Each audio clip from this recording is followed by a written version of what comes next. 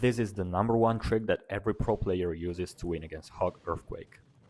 The average player places their cannon here to defend Hog Rider, but it doesn't work when your opponent has Earthquake. Even placing your cannon at the bridge doesn't work, because Earthquake range reaches that tile.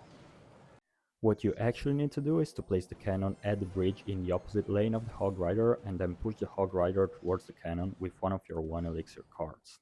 This is exactly where you have to place the cannon to avoid Earthquake, and then you have to place the Ice Spirit in this tile so that the Hog Rider turns over to the cannon. Subscribe for more useful tricks.